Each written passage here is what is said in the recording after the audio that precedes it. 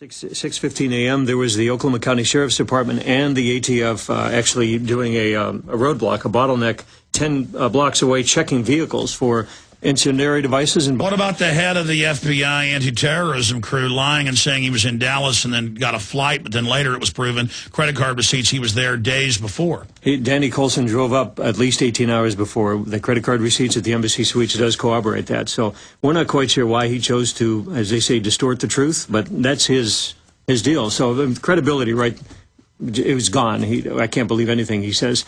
Ironically, Janet Reno removed him from the case 4 days after the bombing because he had basically turned and says, look, I show up for work every day. I'm supposed to do a good job on here. I want to investigate this case correctly. And she says, no, we don't need you on the team here. We're bringing in another team to completely corrupt this. What about ATF? Because you had some of the emergency crews saying ATF was there in bomb gear and in their raid gear saying, bandage me up. I was on the 9th floor. And they're like, everybody, it's on record that that thing was empty, and they weren't on the 9th floor. The elevator was blown out. That's right. Exactly. In fact, it was Dr. Chumley that told these guys to take a flying leap. Tiffany Bible, she was a paramedic. She arrived 4 to 5 minutes after, and she said that there were agents in full gear. And then you've got other witnesses saying that they overheard the ATF say, is this why we got the page not to come in today? So, I mean, there is amount of evidence of foreknowledge.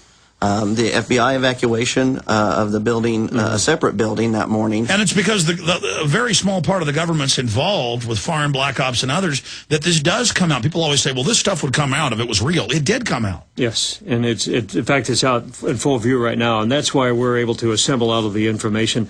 Folks, I can guarantee you right now, you have never heard, I'd say probably 70% of this has never been posted on. Well, I'll tell you what, for your safety, I mean, obviously the film's coming out in the winter, and I can't wait to carry it at Infowars.com and get it out to people. So I know you guys are great researchers and done a lot of original work. But for your own safety and for knowledge out there, I know you've already released some of this footage. It's so important. Tell people some of the new developments you've discovered.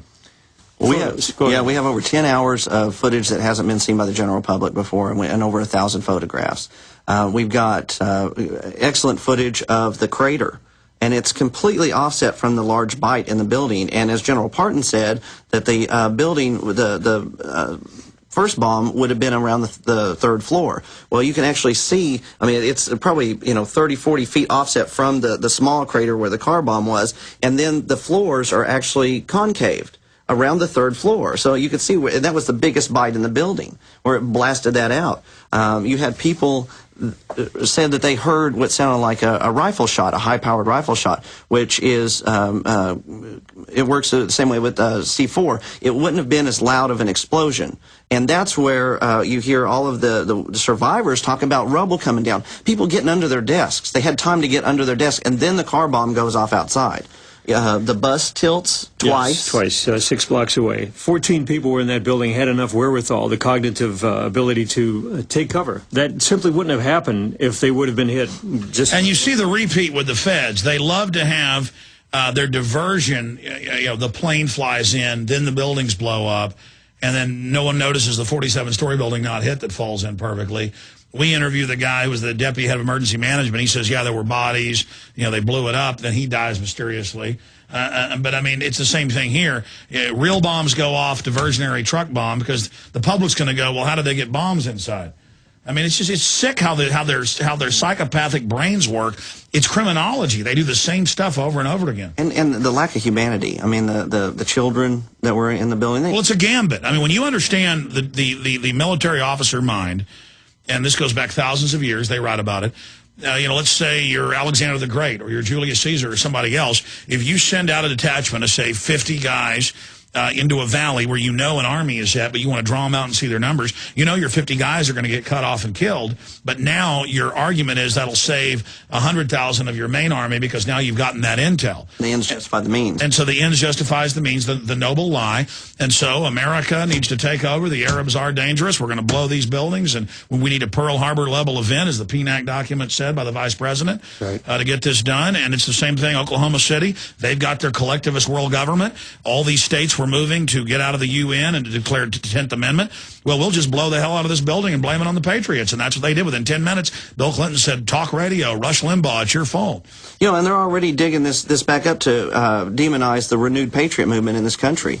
We've got a researcher, Kay Beach, is going to talk about the MIAC report and the Department of Homeland Security right-wing extremism lexicon, and how they use the Oklahoma City bombing to demonize the Tea Party. It's like, oh, if you believe in supporting the Constitution and you oppose tyranny, well, you're a McVeigh. You're one of those government haters. Oh no, they say I'm a McVeigh. Yeah.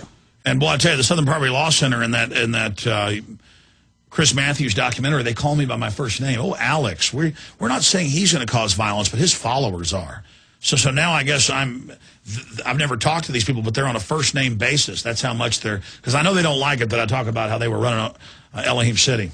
Well, we were doing the 15th anniversary of the Oklahoma City bombing press conference. At the same time, there was a Tea Party going on outside in Oklahoma City. And this is at the time that there was a lot of talk about militias again, and nobody was really even talking about it. They were talking about like a volunteer force to take over because all the National Guard's deployed, and we have a lot of natural disaster in Oklahoma, and they wanted to have some volunteers ready to go in and help. And that's all that Charles... Civil defense. Yeah, 22 states have. Charles Key wants a militia to attack the government. And all of that information that came out was not on the tape. It was not in the interview. The editor took the reporter's story and completely fabricated all this stuff about... Well, no, that's like Rand Paul. There's like a 2-second delay, and he's like, excuse me, yes, I can hear you. Oh, you agree with getting rid of the Civil Rights Act? No, I don't. And then they ran the headline, he says, get rid of the Civil Rights Act. I mean, these are hoaxers. Sure. These are slime bags. These are crooks. And it makes you wonder what they're cooking up, because in the public mind, they're trying to link patriot movement to militias to violence. Muslims. Yeah. So now they're trying to say that the militias have linked up with Al-Qaeda. Can you believe those dirty American... I mean, yeah, the good old boys are working with Al-Qaeda when that's admitted CIA. I mean, folks, they're getting ready to set you up. Yep. The offshore banks know you're awake to what they've done, and they're going to blow stuff up and blame it on you unless we trump them with the info. And let me tell you, this hidden 15 years ago. People know about false flag terror now. It has entered the lexicon. And that's why it's so important for this information to get out now, because, again, they're using it to demonize the renewed patriot movement in this country. You guys better hurry. They could stage... more stack attacks, more Oklahoma cities any day.